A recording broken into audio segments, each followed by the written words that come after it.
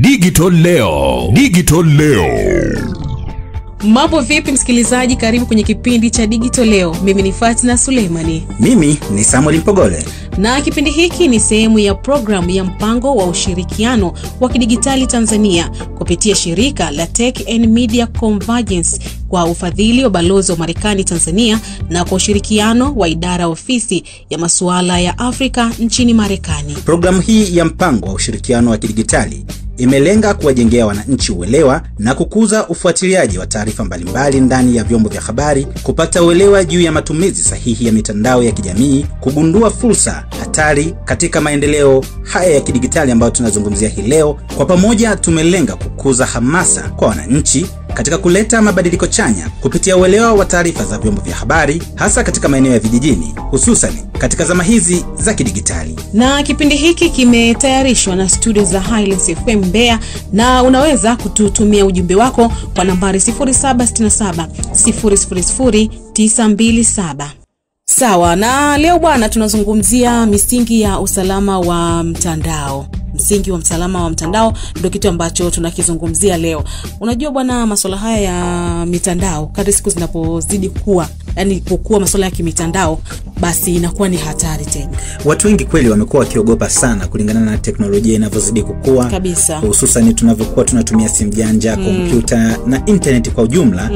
Bwana, vitisho vimekuwa vingi kweli sana. Watu wamekuwa wakiogopa, wanaogopa uhalifu ambao unakuwa unatokea. Wakisikia mtu ametapeliwa, sijui mtu amedukuliwa, wanakuwa na hofu. Lakini pia kuna kitu kinaitwa virus. Ambavyo hivi pia navyo vinakuwa changamoto. Unaweza kukuta tu kompyuta yako imezimika, lakini muda mwingine unakuta simu yako imezimika.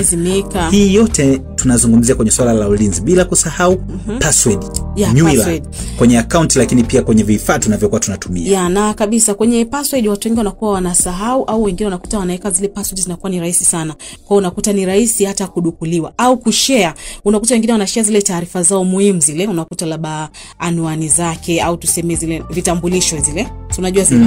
Unakuta mtu anakuwa anashare kwenye mitandao ya kijamii. Kwa hiyo inakuwa ni rahisi sana kudukuliwa kwa sababu umeweka kila kitu chako wazi. Lakini kuna mwingine anaweka password au nywila ngumu ambayo hata yeye mwenyewe anashindwa kuikumbuka na hajui anaweza kufanya vipi ili iwe rahisi kuweza kuipata. Sasa haya yote utaweza kuyafahamu kupitia kipindi chetu cha Digital Leo, kama tulivyokwisha kukuambia juu ya misingi ya usalama wa mtandao.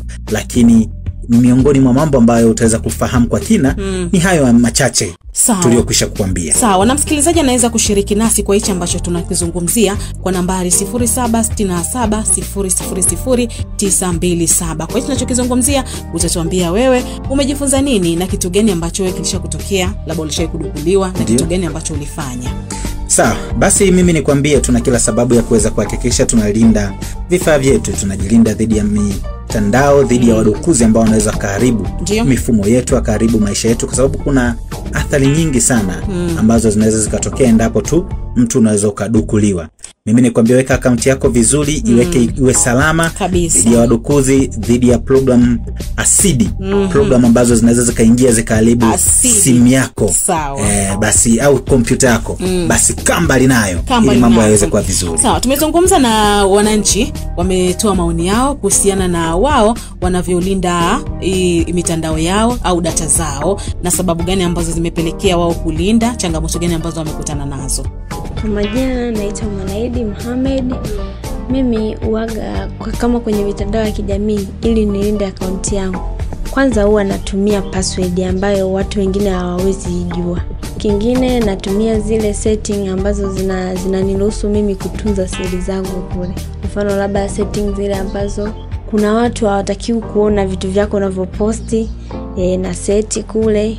Vingine labda siweki vitu vyangu privacy sana kwenye mitandao, labda niweke vitambulisho vyangu au labda vitu vyangu vya kazi, vitu vyangu muhimu kabisa naona hivi vinanihusu mwenyewe, haviwahusu watu, huwa siweki kwenye mitandao ya kijamii. Labda nitaposti tu picha zangu, nitaposti tu labda marafiki zangu, labda kitu kimenifurahisha nitakiposti, lakini vitu vyangu privacy huwa siposti.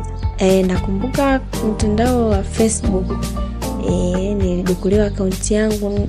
Nakumbuka kakaangu alinitafuta, kaniuliza ndo picha gani hizi unaposti sijui nini. Alafu sasa kule wakikudukua wewe huoni. Kwa wewe utajiona sahihi, watu wanakulaumu mpaka watu wakuonyeshe. Ndio utakuja utaona. Kiukweli nijisikia vibaya, hususan labda kwa wazazi wetu hawa, huwa wao hawajui kivyo kuhusu masuala ya mitandao ya kijamii. Kwa wao watakulaumu, wataona kama wewe una tabia za ajabu, umeanza michezo ya ajabu. Manake vingi sio kama wanaposti vitu vya kawaida. Kama mimi niliona wameposti picha za ngono, kwa mzazi ile inampa picha mbaya sana, na wewe lazima ujisikie vibaya kwa mzazi, kutokuwa na amani. Yani inauma, ni mbaya. Ilinipa kwanza elimu ya kulinda mtandao wangu. Kwa sababu ilivyodukuliwa ilibidi nifanye njia ili zile picha ziondoke, ili mtandao wangu huwe salama. Kwa nilijifunza jinsi ya kutunza huo mtandao, jinsi ya kufanya hizo setting ili mtandao usidukuliwe. Mimi nawashauri vijana wenzangu tutumie mitandao ya kijamii vizuri, kwa sababu sasa hivi mambo mengi. Wengine mtu mwingine hana chuki na wewe lakini haonyeshi kwako. Kwa anaweza atumie huko kukuharibia sifa zako. Mimi account yangu nailinda kwa kila mwezi kubadilisha password, pia naweka password, napenda kubadilisha password mara kwa mara kutokana na kuweka ulinzi makini katika mitandao yangu ya kijamii ninayoitumia. Ndio nishawahi katika mtandao wa Facebook kipindi hakuna wanavyotumia line za hawasajili line kupitia kitambulisho cha NIDA, ilikuwa kitambulisho cha mpiga kula tu. Nilidukuliwa account yangu, mpaka sasa hivi sijawahi ipata, na mpaka sasa hivi nikisearch haijawahi kuja. Kwa hiyo nikaanzisha account nyingine. Pia Instagram na yenyewe nilikuwa natumia jina moja, Instagram na Facebook kote yote ilidukuliwa. Kwa hiyo nikaanza upya tena. Iliniasili kwa upande fulani. Kwanza ile account ilikuwa na followers, mimi nilifikishaga followers 2000. Mpaka sasa hivi nadhani wangekuwa zaidi, lakini mpaka sasa nilivyoanza na account mpya na followers 900. Kwa watu kama mpaka kuanzia ni mwaka juzi, kutoka mwaka juzi mpaka sasa hivi nahisi wangefika hata 4000 huko. Nijifunza umakini wa kutumia mitandao, pia kuwa makini katika kuweka setup zangu na strong password katika mitandao yangu ya kijamii, hususan kwenye password. Napenda kutumia majina ambayo yanaweza, kwanza sasa hivi natumia NIDA yangu. Kwa kupitia ile na uwezo wa kufanya kitu chochote kwa wakati ninaohitaji mimi hapo. Cha kwanza ni umakini tu, inatakiwa tuwe makini muda wote, sababu kujisipia hata matumizi ya mtu mmoja au yanatumia. Kwa ile ya kuazimana simu nayo sio nzuri. Mfano unamwazima mtu ana login, ana log out, hiyo inaweza ikasababisha wewe ikawa rahisi kudukuliwa mtandao wako. Asante. Sawa, tumerejea tena. Tumetoka kusikiliza wananchi wakizungumzia kuhusiana na changamoto ambazo wanakutana nazo. Umemsikia hapo binti akisema kwamba yeye ameshawahi kudukuliwa, kwamba kwenye mitandao yake wa Facebook alishawahi kudukuliwa, alafu watu wakawa wanatuma zile picha ambazo sio nzuri. Kwa hiyo familia ileta taharuki, maana unaweza usijijue. Kwa sababu unakuta mjomba, shangazi, mama, baba wapo kule kwenye mitandao ya kijamii. Mwisho wa siku unakuta ndio hivyo kama alivyosema, wanakuta kitu ambacho sio sahihi. Sema huyu ni fulani, wanashangaa kwamba imekuwaje. Unaweza kusababisha taharuki, mwisho wa siku madhara yanaweza katokea pia. Kama ni mchumba anaweza akakuacha kwamba unaachwa mapema sana. Umefikia hatua hii. Tunatuma kitu fulani kama hichi. Kwa hiyo inakuwa ni taharuki. Hakika.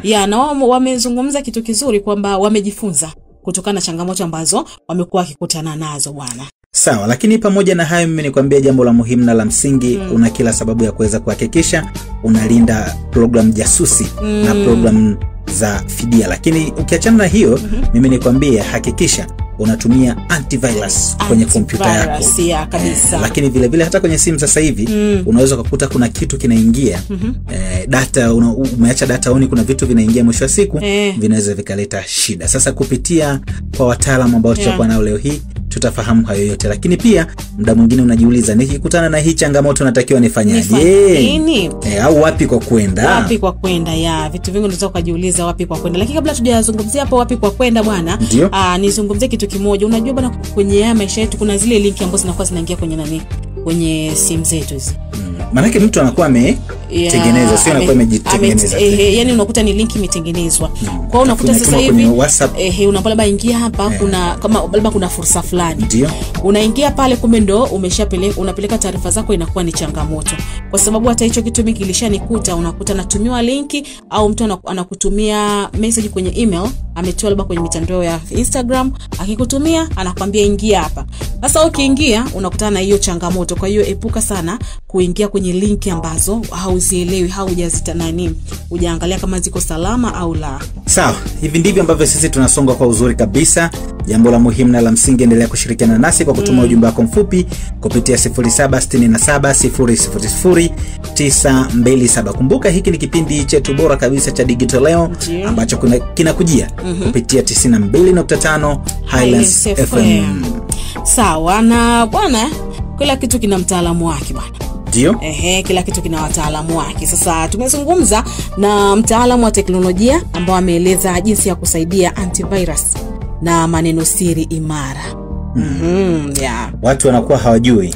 Kwamba antivirus naitumiaje ili niweze kuilinda simu yangu, kulinda kompyuta yangu dhidi ya virus.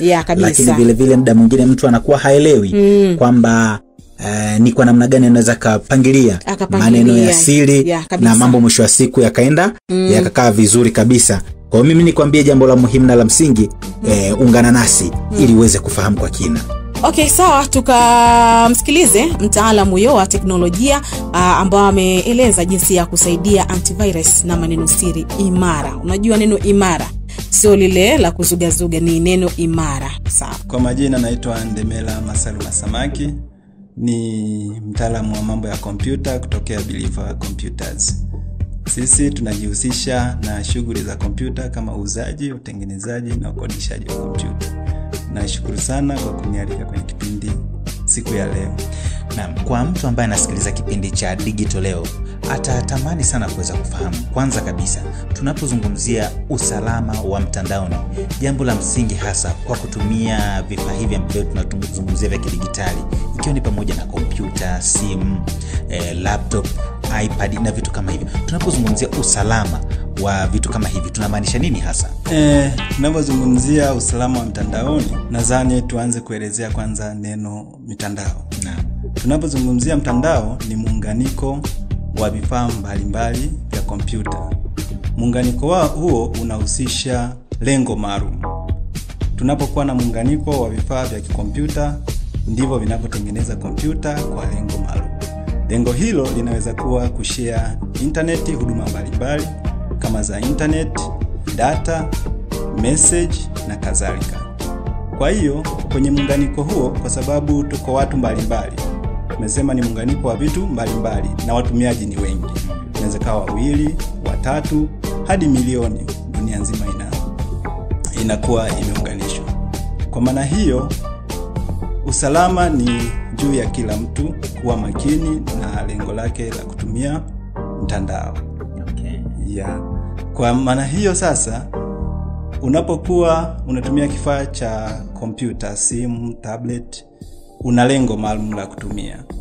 Kwa hiyo matumizi yako yana lengo jema au yanaweza kuwa na lengo baya. Kwa maana hiyo, tuna watumiaji wengi. Kila mtumiaji ana lengo lake. Kuna mwingine anakuja na lengo la ambalo tunaliita ni off, na mwingine anakuwa na lengo jema.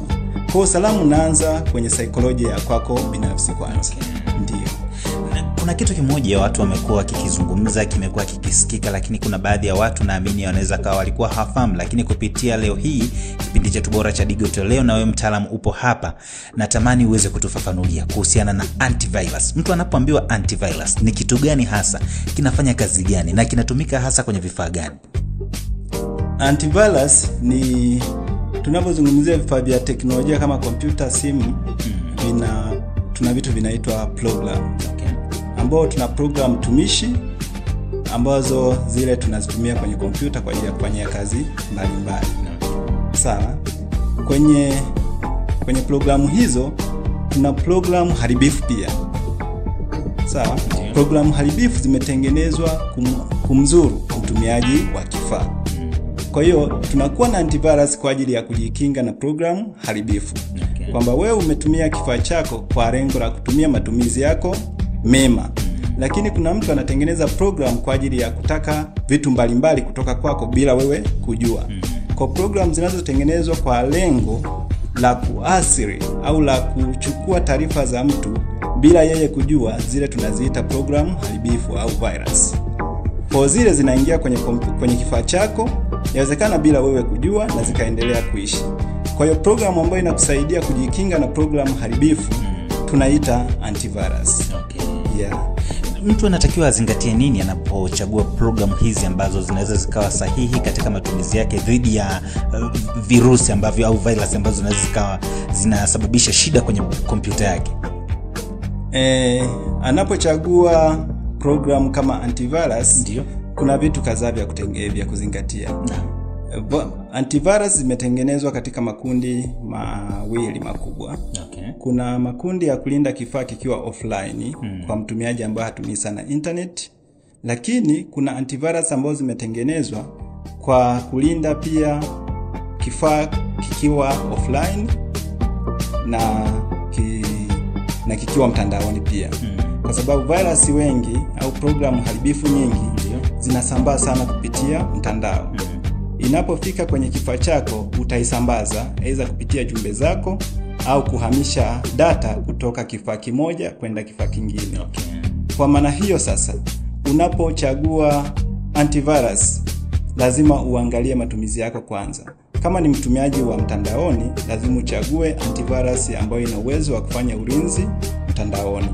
Kama matumizi yako sio ya mtandaoni sana, unaweza ukachagua programu ya antivirus ambayo hata ikiwa kawaida. Lakini ushauri ni kwamba chukua antivirus ambayo ina ulinzi wa kujitosheleza, ambayo inalinda pande zote za mtandaoni pia. Tukiachana na upande huo wa antivirus, tuje upande wa password. Mara nyingi watu tumekuwa tukiona wanatumia password kwenye simu zao, password kwenye kompyuta. Na muda mwingine tumekuwa tukishuhudia baadhi ya wanandoa wanagombana kwa sababu ya hizi password. Sasa tuje kitaalamu huku tuweze kufahamu kuna umuhimu gani wa kuweza kutumia password, kwa sababu hizi password kila mmoja kama nilivyokwisha kusema kwamba amekuwa akitumia kwa matumizi yake na amekuwa anatumia kwa maana yake. Tuje kitaalamu, password ina maana gani? Password tunashauriwa kuweka kwenye kila kifaa chako cha mawasiliano, simu au kompyuta, ambao lengo ni kudhibiti mtumiaji mwingine kukitumia bila ridhaa ya kwako. Vifaa vingi vya mawasiliano vinakuwa ni binafsi, vifaa binafsi. Mfano, unapokuwa na simu au kompyuta mpakato, lengo lake ni kifaa cha matumizi ya mtu mmoja. Kwa hiyo mtu ataingia kwenye kifaa chako kwa ridhaa ya kwako. Ndiyo maana tunashauriwa kuwa na password ili kupunguza mwingiliano wa kifaa kimoja kutumika na watu wengi bila ridhaa. Ndiyo. Sasa tukitaka tuangalie watu wanatumia password kwenye email zao, wanatumia kwenye akaunti zao tofauti, huko nako inatija gani hasa? Ni ule usalama, kwamba akaunti ya mtu ina taarifa za mtu binafsi. Ndio. Haina taarifa za mtu za pamoja. Kwa moja kwa moja usalama wa zile taarifa au ubinafsi wa zile taarifa unamtegemea mtu mwenyewe binafsi. Kwa maana hiyo sasa, kuwa na password inamlinda mtu kwamba mtu mwingine asiweze kuingia. Lengo kubwa ni ile mtu mwingine asiingie kwenye kifaa chako au kwenye akaunti yako bila ridhaa ya kwako. Tunatarajia mtu aingie kwenye akaunti yako au kwenye kifaa cha kwako kwa ruhusa ya kwako. Kwa hiyo usipokuwa na password, maana yake unaruhusu mtu yote akishika kifaa chako au akaunti yako ataweza kuingia bila ridhaa ya kwako. Tumekuwa tukiambiwa kwamba kuna zile strong au maneno ya siri au password imara. Ni sifa za hizo strong password au password imara ni zipi hasa? Mgawanyiko wa password tuna password nyepesi, ndio sawa, ndio nywila nyepesi ambazo huwa zishauriwi sana kwenye mifumo au vifaa vyetu. Lakini tunashauriwa kutumia strong password ambao ni password imara. Ndio. Ambayo sifa ya password imara ni ile ina muunganiko wa herufi, ndio, namba na alama, mfano koma, hati na kadhalika. Kwa maana hiyo sasa tunashauriwa kwenye hizo kuzipanga katika mpangilio tofauti. Mfano tukizungumzia herufi ambao ni kama ABCD, zile zinakuwa na herufi kubwa na herufi ndogo. Kwa maana hiyo, unapokuwa una set password ya kwako, lazima uzingatie kuchanganya kati ya herufi kubwa na herufi ndogo, namba na alama mbalimbali, kwa ajili ya kuhakikisha kwamba mtu hawezi akaikadiria au tunaita kupredict password. Okay, sawa. Mtu akafanya zile Waswahili wanasema doli akazitabiri. Sasa tukiwa tunaelekea mwishoni, natamani tuweze kufahamu makosa gani hasa watu wanafanya katika kuzitengeneza hizi nywila ambazo zinakuwa si ngumu wala si rahisi mtu mwingine kuzifahamu, lakini inakuwa kwake ni rahisi kuzitumia, lakini zinakuwa imara, sio rahisi mtu mwingine kuzitumia. Ni makosa gani hasa watu wanafanya katika kutengeneza hizi password? Makosa mengi ambayo watu wanakutana nayo kwenye utumiaji wa hizi password, ndio wengi ni kuzingatia mpangilio wa maneno aliyoweka kama password, ambayo inapelekea watu wengi kusahau zile password. Kwa maana hiyo, mtu akisha sahau password, kuna asilimia kubwa ya kupoteza akaunti yake au ya kushindwa kutumia kifaa chake. Kwa hiyo, unaposeti ile password au unapoandaa password ya kwako, inatakiwa utengeneze maana ya password ya kwako, halafu uitengeneze ule uficho wa muunganiko sasa wa hizo herufi, namba na alama, ili inapotokea namna yoyote usiweze kusahau. Kusahau ndio kumekuwa changamoto kubwa ya watumiaji wengi wa hivi vifaa na akaunti nyingi, kushindwa kurudi hasa anapobadilisha kifaa na namna kama hizo. Sasa nafanyaje sasa? Kuna njia yoyote ambayo naweza nikaitumia au nikaifanya kwa ajili ya kuweza kutunza kumbukumbu za hii password yangu, kwamba hata nitakaposahau, nitakapoipoteza ikawa rahisi kukumbuka au kuipata? Naweza nikatumia njia fulani? Mara nyingi mifumo mingi inaruhusu tunaita authentication, kwamba unapoingiza password kuna taarifa kadhaa unaomba, mfano email au namba za simu, ambazo zitasaidia endapo umesahau password ya kwako au nywila ya kwako, inabidi wakutumie tunaita OTP. OTP ambayo inaweza kutumwa kupitia email uliyoingiza wakati unaingiza nywila zako, au ukatumia namba ya simu. Kwa hiyo mifumo mingi inakupa nafasi ya kwamba endapo umesahau, unaweza ukatumia namba ya simu au email kurudi tena kupata ile akaunti ya kwako. Nije kwenye kipengele kingine tunapoelekea mwishoni kuhusiana na wifi. Kuna maeneo baadhi wanatumia free wifi, hususan hotelini, baadhi kwenye migahawa, makanisani, baadhi ya maeneo wanatumia free. Hii inaweza ikawa ni hatari au ni sahihi tu? Mara nyingi free ya wifi inayozungumziwa haimaanishi haina password. Inakuwa na password, lakini ambayo imewekwa kwa public. Imewekwa wazi kwamba unapofika eneo lile utakuta password ipo na utaweza kuconnect. Kwa hiyo ile tunaita free haimaanishi haina usalama. Ila usalama umewekwa wazi, ile password wameishare kwa watu kuweza kushiriki. Haina shida yote kama hiyo hivi. Madhara ya kiusalama inategemea na personality ya mtu. Kwa hiyo kuna mtu ambaye hashauriwi kuingia kwenye hizo wifi, kwa sababu ujue unapoingia kwenye mtandao wa mtu kuna vitu vingi ambavyo yawezekana yule mtumiaji amelenga. Yawezekana anakusanya taarifa za wateja. Kwa hiyo lazima ujitathmini kabla ya kuingia kwenye wireless ya bure. Kwamba mimi nitakapoingia, endapo yule mtu anakusanya taarifa zangu, nitaathirika namna gani?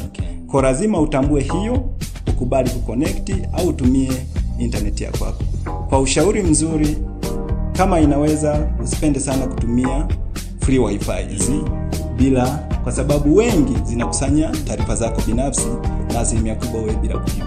Haya tuliyoongea ni maneno ambayo au ni elimu ambayo ipo kitaalamu zaidi. Ni vizuri au ni vyema mtu akawa anatumia simu yake, anatumia mtandao akiwa na elimu.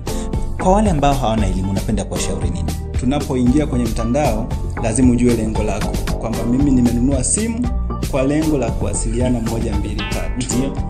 Hiyo ndio itakupa kwanza wewe ujilinde kwa namna gani.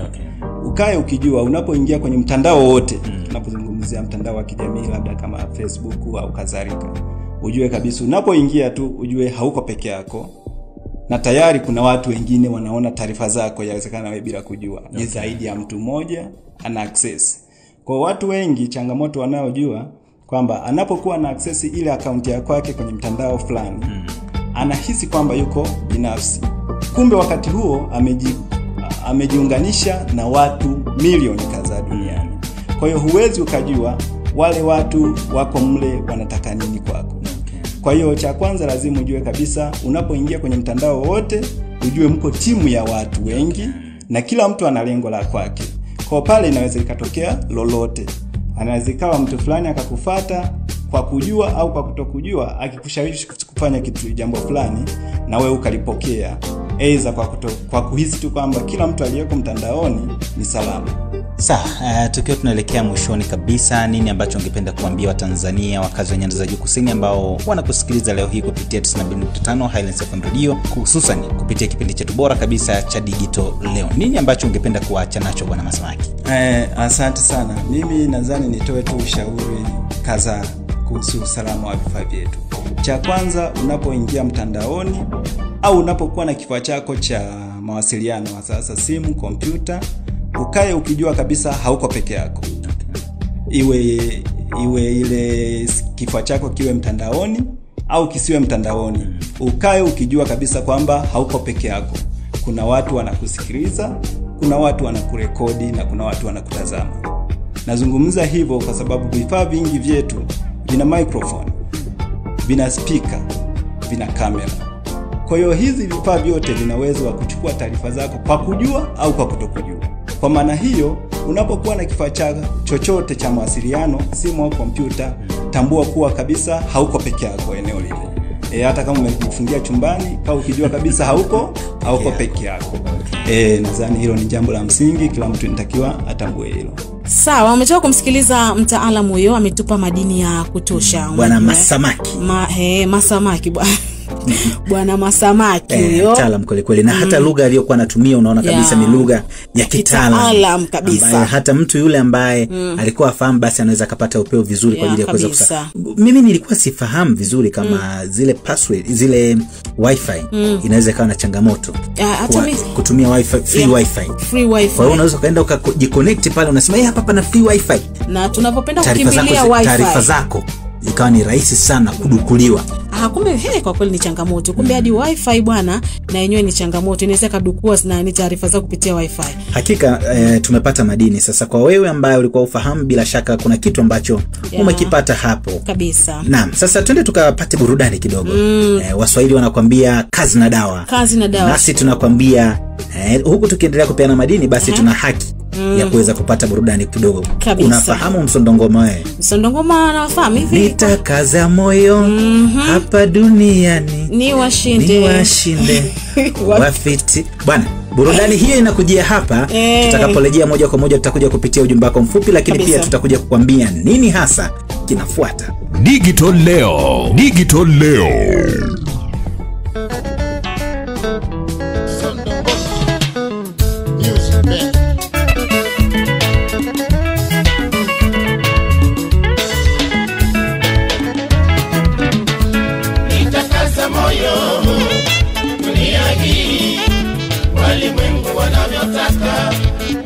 Moyo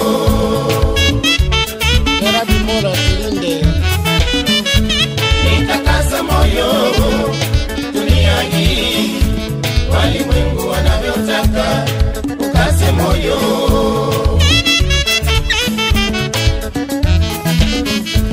Kama leo nimekwenda kazini kwangu bosi sasa hataki kuniona kabisa.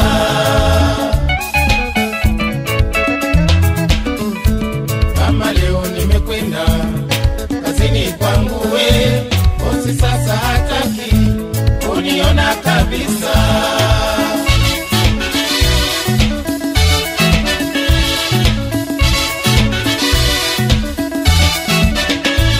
Niliporudi nyumbani, mama watoto kanuna kwa sababu la maneno ya majirani. Jamani, kuchunguza kwa makini ni wale wale binadamu. Sinaona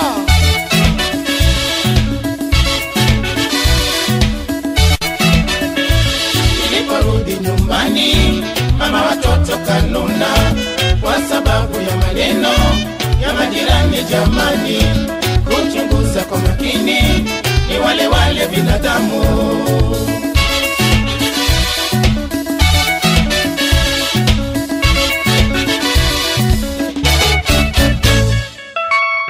Mama Vera Sondo ngoma ya Watanzania. Nitakaza moyo hapa duniani, ni washinde wapitini.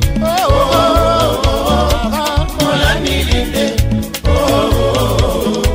nisaidie. Naenda kazini, mambo moto, narudi nyumbani, wamewasha moto. Pale masikani ninakoishi hakuna amani, umebakisha lile. Nitakaza moyo hapa duniani, ni washinde wapitini. Mola nilinde, nisaidie. Naenda kazini, mambo moto, narudi nyumbani, wamewasha moto. Pale masikani ninakoishi hakuna amani, umebakisha lile. Nitakaza moyo hapa duniani, Said Korongo, ni washinde wapitini. Tanga Mola nilinde, nisaidie. Binadamu wengi hawapendi kuwaona wenzao wakipata mafanikio ya kimaisha. Natasha, Mara watasema alifanya hivi, wengine watadai chua alifanya vile, mradi wa haribu jina lake na sifa yake. Binadamu we, tupendane. Nitakaza moyo hapa duniani, ni washinde wapitini. Mola nilinde, nisaidie. Binadamu wengi hawapendi kuwaona wenzao wakipata maendeleo ya kimaisha. Mara watasema alifanya hivi, wengine watadai chua alifanya vile, mradi wa haribu jina lake na sifa yake. Binadamu we, tupendane. Nitakaza moyo hapa duniani, Mama, ni washinde wapitini. Mola nilinde, nisaidie. Walimwengu ndivyo tulivyo Kamanda, hapa duniani. Haya mambo yalikuwepo toka enzi za mababu. Yanapotokea mambo kama hayo, usishangae. Yakitokea mambo kama hayo, uvumilie. Nitakaza moyo hapa duniani, ni washinde wapitini. Mola nilinde, nisaidie. Walimwengu ndivyo tulivyo hapa duniani. Haya mambo yalikuwepo toka enzi za mababu. Yanapotokea mambo kama hayo, usishangae.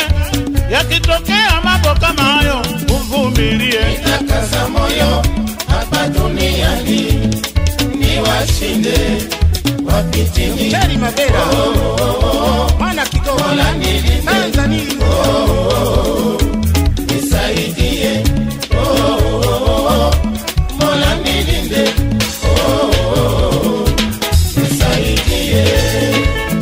Haya, wembe wapi lege?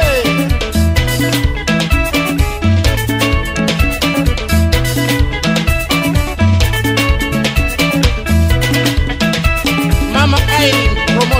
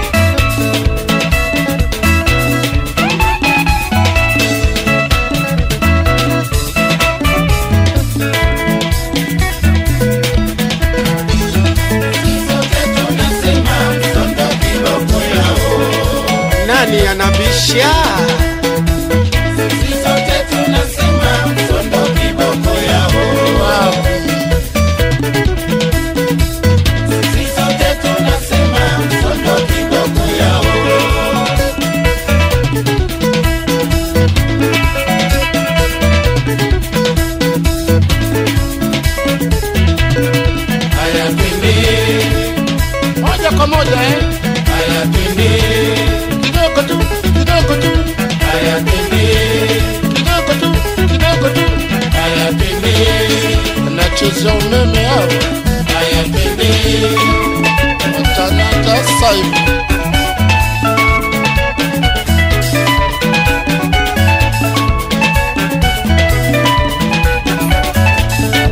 wataweza. Sawa, umetoka kusikiliza burudani hiyo ya Msondo Ngoma bwana, kitambo sana hiyo. Kitambo, nyinyi vijana wa Genzi huko hamwezi kuelewa. Lakini sisi wa enzi hizo, watu wa miaka 80 70 tunaelewa vizuri. Watu 2000 hapo itakuwa labda hamwezi kuelewa. Changamoto. Sawa, kabla tuendelea kuna kitu bwana mtaalamu alikuwa amekigusia bwana. Kumbe hizi simu zetu hata kama ukiwa ndani, ukiwa labda uko na hivi na simu, laptop, uko mwenyewe, usizani uko mwenyewe. Kuna kitu hapa amezungumzia pale kwamba hata unapokuwa ndani umejifungia usidhani upo peke yako. Uko peke yako kwamba hata ukizima. Hii ndio ya kitaalamu sasa ambayo mimi naamini pia unaenda ulikuwa ufahamu. Tumefungua ubongo hapa. Kwamba hata ukizima simu yako umeweka hapo. Yaani ina rekodi. Unasema nazima simu yangu kila kitu niko salama. Au unaanza kupiga story sijui nini na nini kumbe simu yako. Au unapanga njama hatari. Simu zina mambo mengi. Au tunatoa kodi zile ambazo zinatumika kwa baini wali. Lakini si vibaya, ni vyema watu wakafahamu ili unapotumia vitu hivi uweze kufahamu kwamba vinaweza vikawa vina faida au vina madhara. Na ndio maana ya kuwa pia na kipindi hiki kutoana porini kuletana mjini kabisa bwana. Sawa, kwa hiyo tuchukue tahadhari, tuwe makini tunapotumia simu zetu ili mawazo akili lakini vile vile maisha yetu yaweze kwenda vizuri bwana. Tukiwa tunasonga mbele, twende sasa tukaungane na mpelelezi kutoka ofisi ya makosa ya jinai kutoka wilaya ya Mbeya hapa kwetu Tanzania, anayehusika na masuala ya uchunguzi wa kisayansi na ya kimtandao. Huyu ni Corporal Johnson. Yeye bwana huyu ni mmoja wa watu ambao wamekuwa akiwasaidia sana watu hapa kuhusiana na changamoto za mitandao. Masuala mazima hapa tunazungumzia masuala ya cybercrime, lakini vile vile kuwepo kwa sheria zilizoainishwa katika makosa ya uhalifu mtandaoni. Unafahamu nini? Tuungane hapa na kijana wetu Samuel Ndoni ambaye amefanya mazungumzo kwa kina kuweza kufahamu jeshi la polisi wajibu wake namna ambavyo linashughulikia changamoto hizi ni upi hasa. Kwa jina naitwa Mpelelezi Johnson, niko ofisi ya mpelelezi wa makosa ya jinai wilaya ya Mbeya, na shughulika kwenye masuala ya uchunguzi wa kisayansi pamoja na makosa ya mtandao. Topic yetu ya leo inazungumzia usalama mtandaoni. Ndio tunaizungumzia kwamba sasa kutokana na ukuaji wa sayansi na teknolojia, wananchi wengi wamekuwa wakitumia mitandao pamoja na vifaa vinavyotumia mitandao electronic ambavyo vingi vinaunganishwa na internet, kitu ambacho kinapelekea pia kuwa vulnerable, kuwa attacked. Yaani ni rahisi mtu kuweza kuviingilia vifaa hivyo na kuweza kupata details tofauti, data pamoja na taarifa tofauti ambazo zinakuwa ni za mtumiaji wa hicho kifaa. Ukiongelea kuhusiana na ulinzi wa vifaa kama simu, kompyuta au kifaa chochote ambacho kinakuwa kinatumia mtandao, kama kifaa chako kikipotea, kitu cha kwanza kabisa unachotakiwa kukifanya kabla ya jambo lolote ni kuripoti polisi. Na kwenye kuripoti polisi kuna njia mbili. Unaweza ukafika polisi moja kwa moja, kituo chochote kilicho karibu na wewe, au unaweza ukaingia kwenye mtandao wetu wa polisi wa Ross Report, ukaweza kuandika ile taarifa yako chako kilichopotea, ukaweka details zako zote. Taarifa zote zitakuwa zinazohitajika zinakuwa zinaonyeshwa kwenye ule mtandao. Kwa hiyo ukiingiza taarifa zako binafsi pale, baada hapo utaingiza taarifa za kifaa chako kilichopotea. Hapo hiyo inakuwa ni njia ya kwanza ya kulinda kifaa chako, ili hata kama kitakuja kupatikana sehemu fulani kikiwa na taarifa zako hizo zikiwa zimefika polisi, inakuwa ni rahisi polisi kukupigia simu kukuambia kifaa chako kimepatikana, au hata kama umekitafuta kutokana na taarifa uliyoitoa, itakuwa ni rahisi kwako kuweza kupata taarifa. Pia inakusaidia wewe mwenye kifaa hicho, ikija kuonekana hicho kifaa kimepatikana sehemu ambayo sio sahihi, labda ni eneo la tukio fulani, kifaa chako kimekutwa, unakuwa uko upande salama kwamba mimi nilishatoa report, kifaa changu kilipotea na kimepatikana eneo hilo, japo sisi polisi tutaendelea na uchunguzi zaidi kuweza kujua kilifikaje eneo hilo. Kuhusiana na swala la ulinzi wa taarifa binafsi kwenye mtandao, mara nyingi watu tunatumia mitandao ya kijamii ambao ndo watu wengi huko tunaweka taarifa zetu binafsi. Wizi wa taarifa binafsi kwenye mtandao unahusisha self interaction, yani kwamba wewe mwenye taarifa ni lazima uhusike kwenye kuibiwa kwa taarifa zako. Kwamba unaweza ukatumiwa link kutoka kwenye mitandao ya kijamii kama Facebook, WhatsApp, na saizi kuna Telegram. Watu saizi wana account zao zinachukuliwa kwenye mtandao wa Telegram. Anakutumia message mtu ambaye unahisi ni rafiki yako, lakini anaweza kutumia message haya akwambia fungua link hiyo, kuna picha zako. Ukibonyeza tu ile link kufungua zile picha, tayari unakuwa umeshawapa access hackers kuweza kupata access ya hiyo account yako.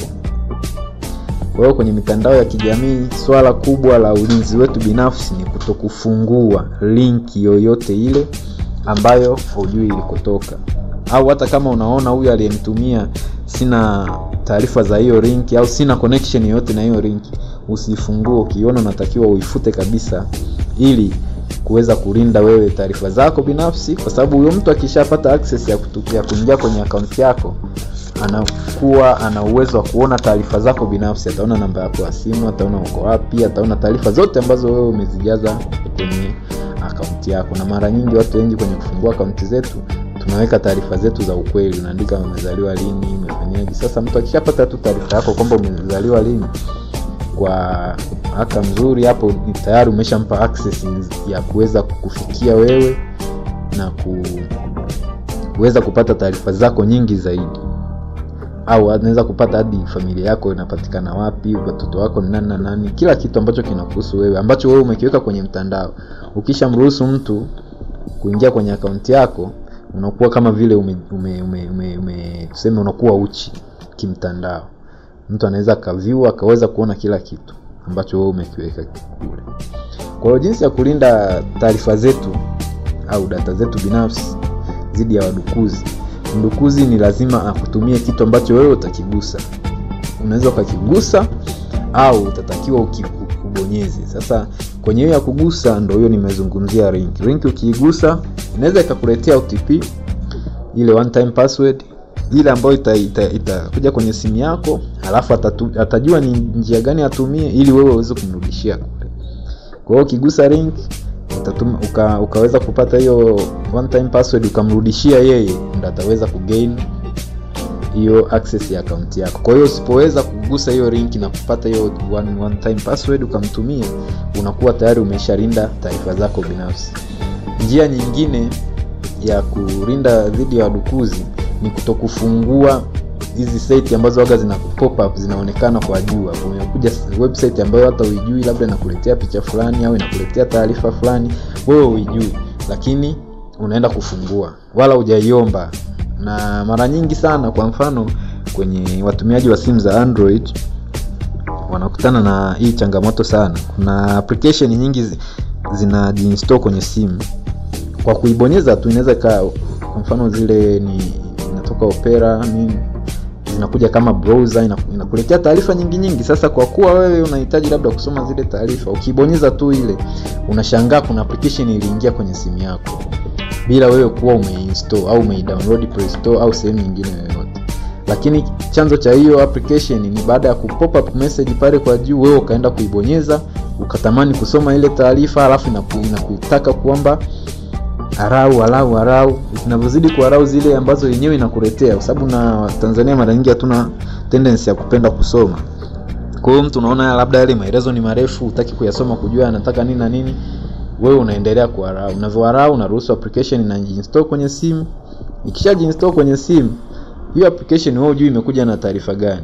Kwa sababu kuna application ikishaingia tu itakwambia uruhusu kamera yako, uruhusu mic, uruhusu phone book, uruhusu message. Sasa unaweza kumpa mtu access ya kupata hivyo vitu vyako. Mimi akishapata access ya kamera yako, akapata access ya kusoma message, contact, akapata access ya kusikiliza kwa kutumia microphone ya simu yako, unakuwa umempa access kubwa sana ambayo data zako yeye kwa wakati huo anaweza akazipata na akazitumia kwa njia yoyote ile ambayo anataka. Pia kuna ulaghai wa mtandaoni. Ulaghai wa mtandaoni, mara nyingi hawa watu wanaotulaghai ni sana sana tunaingiza na kitu kinaitwa tamaa. Mara nyingi huwezi ukaraghaiwa kwenye mtandao kama hujaingiza tamaa kiasi fulani. Kama umemwambia mtu una taarifa naye, una nini, anakuambia kuna biashara anataka kufanya, ukishaingiza tamaa tu ya kuhitaji kwamba hapa naona nitapata faida fulani, hapo ndo unakuwa tayari umelaghaiwa, kwa sababu huyo mtu atakutumia message, atakutumia namba, utamtumia hela, utafanyaje? Mwisho wa siku utakuja kuzipata hizo hela au hicho kitu alichokuahidi. Kwa hiyo mara nyingi sana tufanye vitu ambavyo kwenye mtandao, kama ni kutuma hela au ni kufanya kitu chochote, tuhakikisha unafanya na watu ambao una contact nao vizuri, unafahamiana nao vizuri. Na kwa mfano hizi message za tuma pesa kwenye namba hii, zile zikiwa zinaingia kwenye simu yako, hata kama ni kweli kuna mtu ulikuwa umeahidiana naye kutumiana naye pesa, jitahidi kabla hujafanya hiyo, mpigie simu, sikiliza sauti yake kabisa, huyu ndo mtu fulani nilikuwa nimekubaliana naye kumtumia pesa. Au hata kama sio yeye, hakikisha, wanaweza wakatumia njia nyingine, labda sauti nini, lakini wewe hakikisha umefanya confirmation. Ukimpigia mtu simu akakwambia sasa hizi simu yangu ni mbovu, haina mic, nitumie message, unatakiwa uweke doubt hapo. Kwa nini muda siku zote waga naongea naye, leo imekuwaje simu yake inakosa sauti? Mwambie tafuta hata simu nyingine nipigie nikusikilize, nisikie sauti yako ndo niamini nikutumie pesa. Ulinzi wa pesa na taarifa zetu mtandaoni unahitaji kwanza self awareness, yani wewe mwenyewe mtumiaji wa simu, mtumiaji wa hizi application za pesa mitandaoni, wewe mwenyewe uwe tayari kulinda pesa yako.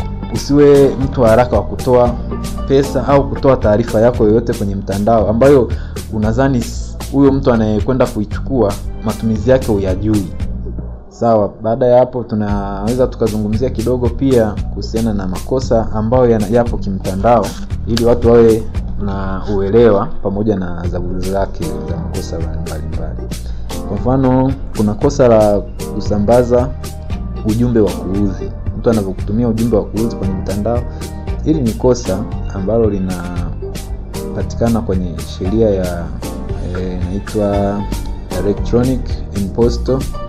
Hii ni ya mwaka 2010, ni EPOCA, hii sheria ya EPOCA, ambayo kwa mfano ile kosa iko section namba 115 la kusambaza ujumbe wa kuudhi.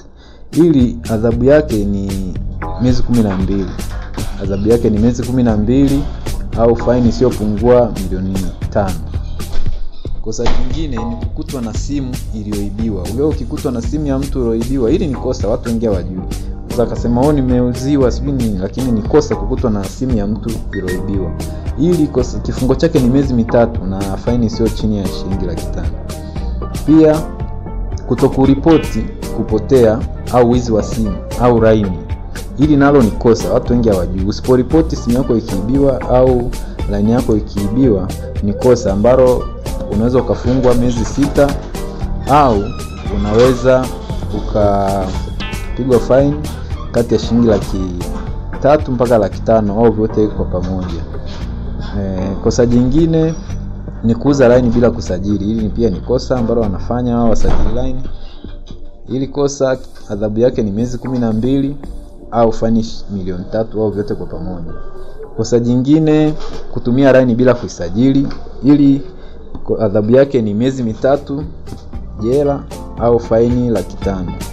Kutoa taarifa za uongo wakati wa kusajili line na kuchakachua simu, haya pia ni makosa ambayo yanafanyika, lakini watu wengi wakiwa aware na makosa haya wanaweza wakaacha kuyafanya. Makosa yote yana adhabu kali. Unaweza ukapata adhabu ya kufungwa jela au ukapata adhabu ya kulipa faini au vyote kwa pamoja. Kwa hiyo wananchi mara nyingi wajitahidi wanapopata changamoto yote kwenye mtandao. Polisi kuna namba zetu ambazo unaweza ukapiga, namba 111 au 112. Hizi namba ukipiga wakati wowote unaweza ukapata msaada kwa njia ya simu.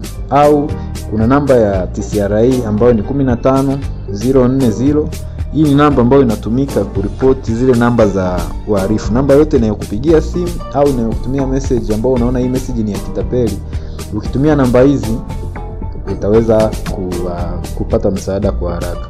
Pia unaweza kuingia kwenye website ya polisi ambayo ni www.tpf au policeforce.go.tz. Hii ukiingia utapata taarifa nyingi zaidi kuhusiana na masuala ya kimtandao na masuala mengine yote yanayohusika na polisi. Sawa, umetoka kumsikiliza huyo mpelelezi kutoka ofisi ya makosa ya jinai wilaya ya Mbeya Bwana Johnson. Koplo Johnson. Hivi usiposema jina lake la kwanza inaweza kawa ni kosa. Johnson mama nichukulia poa sana. Kina Johnson wapo wengi. Mbona Johnson yule sijui ana nini? Wa wapi ukuli wa Ilemi? Nikajua unasema John Cena. Johnson wa Ilemi. Okay, sawa. Kwa hiyo tumemsikia vizuri kabisa hapo Koplo Johnson akieleza namna ambavyo tunaweza tukachukua tahadhari kuhusiana na vifaa hivi vya kiteknolojia, lakini vile vile katika masuala mazima ya internet. Tuchukue tahadhari huko ili mambo yaweze kuwa kabisa. Kikubwa ni kuwa makini na kupata elimu, yani kusogelea vipindi kama hivi digital leo, kupata elimu ili baadaye usije kaingia sehemu ambazo sio au kaingia kingi wanasema wenyewe. Sasa twende tukapitie ujumbe mfupi ambao umetutumia hapa msikilizaji. Nikianza naye huyu hapa. Leo tusome ngapi? Nisome 10. Naona message ni nyingi au nisome ngapi? Message ni nyingi, soma tu hiyo chache. Alafu muda wetu sio rafiki. Muda sio rafiki kwa kweli. Naam, huyu anasema naitwa Araf. Na wasikiliza kwa vizuri kabisa. Nimefurahi namna ambavyo mtaalamu ameelezea kuhusiana na jinsi ya kujilinda kwenye mitandao, hasa tunapokuwa tunatumia internet au data. Lakini pia nimekuona ujumbe wako hapa. Huyu anasema Ibrahim kutoka Isanga kwa matajiri. Anasema sauti ya radio ipo juu, nipo na choma chapati hapa asubuhi. Sawa. Lakini ujumbe wake mwingine huyu anasema naitwa mama Lilian kutoka pale Kawetele nadhani nataka kusema hivyo. Anasema huyo mtaalamu ambaye ametoka kutueleza, natamani sana aweze kutupa ufafanuzi kwa kina kuhusiana na kujilinda na mtandao kwa watoto, maana imekuwa changamoto. Juzi nimemwona mtoto wangu akitumia simu, ameingia sehemu ambayo hata sikutegemea. Sasa mimi nikwambie wewe weka password. Password inaweza kukusaidia. Kuweka password inaweza kumsaidia mtoto kuingia. Hususan zile sehemu ambazo hutaki mtoto aingie. Kama siku hizi watoto na wenyewe wamekuwa wachunguzi, yani ni wapekuzi. Ukichora password naye anakuvizia. Kama mnaweza kuzificha kwa baby zenu asizione, unashindaje kuficha kwa mtoto asione? Kabisa. Inawezekana. Sema wewe unajisahau. Kwa mtoto unamwachia naye anakuona. Sawa, huyu anaitwa Amina, anasema kwamba nimewapata vyema kabisa hapo studio na ninafurahi sana napata madini ya kutosha. Asante. Anaitwa Hamisi huyu kutokea pale Mbalizi, anasema asante sana, mimi nimejifunza sana. Mimi nakuga makini sana na simu yangu, sitoe simu ovyo. Okay. Sawa. Muda wetu umekimbia kweli. Sisi tunaondoka hapa studio muda si mrefu. Mimi nikwambie jambo la muhimu na la msingi. Hakikisha unajilinda dhidi ya maneno ambayo dhidi ya watu ambao wanaweza kaingia kwenye mtandao wako na kukuletea uharibifu. Na namna ya kuweza kujilinda kama hivi ambavyo umekwisha kumsikia mtaalamu, tumezungumza naye kwa uzuri kabisa, kuweka maneno ya siri imara ya wifi, lakini vile vile kwenye simu yako, kwenye mitandao yako kwa ujumla. Mfano neno la siri ukiweka nikupe mfano, unaweza kuweka S kubwa, S ndogo, alafu ukaweka @2030, ukaweka nukta, ukaweka yani pale ukawa umeruhusu. Haya ndio miongoni mwa maneno strong au password strong. Nakumbuka. Unaweza kusahau. Kuna namna tumeelekezwa hapa namna ya kutunza password zetu bwana. Kwa watu waliotufuatilia vizuri wanaweza kawa wameelewa. Watakuwa wameelewa. Na mimi bwana, kwa kukuacha na neno la sasa hivi nikwambie tu kwamba hakikisha kwamba taarifa zako hauziachii hadharani sana. Kuwa na privacy zako. Ndio. Kuwa na privacy zako basi itakusaidia. Bwana, hatuna la ziada, sisi tukuage hapa. Nikukumbushe tu hii ilikuwa ni kipindi cha Digital Leo ambapo ulikuwa nami Samuel Mwana Mpogole na mwenzangu Bi Fatna Sulemani. Tunakuacha na wimbo. Tunakuacha na wimbo. Lazima tumwache nani msikilizaji na wimbo. Burudani. Burudani gani tumwache nayo? Buruda. Ya Darasa na Mbosso. Darasa na Mbosso. Darasa na Mbosso ndio ule wimbo wake unasema sikii looking for love. Anatafuta upendo bwana. Bwana, tuendelee kutafuta upendo tukiwa tunaelekea mwishoni mwa wiki. Kabisa. Alafu ndio tunaelekea mwishoni mwa mwezi pia. Weka nywele zako vizuri hadi zile za fedha, account za fedha. Sawa, bye bye. Digital Leo.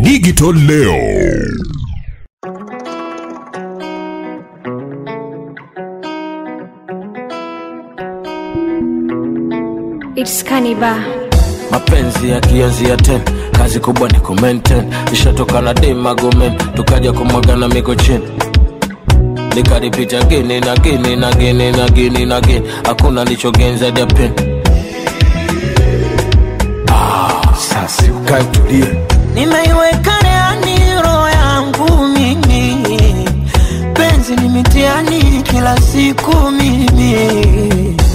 They told me love is work of magic. I've been praying for something like this. Wait sana. Made so many wishes. Usiku na mchana. Made so many wishes. Some people told me that is not existing. Unaota ndoto za mchana vipi? Kunywa maji kwanza pumzika kwa kiti. No with the booms. That love does not exist. Nimeenda West Africa. I'm looking for love.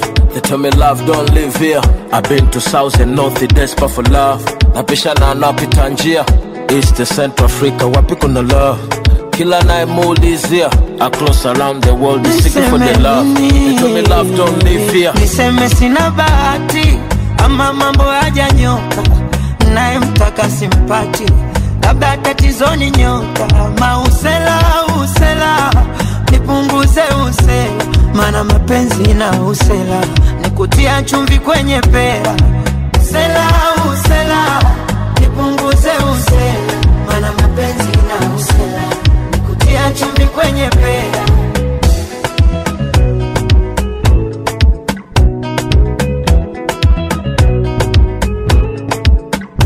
Kutafuta pesa sishindwi kwa njia zote haso nazijua, ila mapenzi ndio nizuzua, na ikipanda kichwani nanizingua sana. Na kunywa pombe kali kundani maini naungua, nafuta sigara na choma kifua, yote mapenzi ndio nisumbua sana. Mapenzi kilio, nenda waulize wezio, ni mdudu asikiwa kikungata usikila yoyote. Kilio, nenda waulize wezio, ni mdudu asikiwa kikungata usikila yoyote. Nimeenda West Africa, I'm looking for love. They tell me love don't live here. I've been to South and North, desperate for love. Napishana napita njia, East to Central Africa, wapi kuna love? Kila nae muulizia across around the world is seeking for the love. They told me love don't live here. Niseme sina bahati ama mambo hajanyoka, naye mtaka simpati, labda tatizo ni nyota. Usela nipunguze usela, maana mapenzi na usela nikutia chumvi kwenye pera. Usela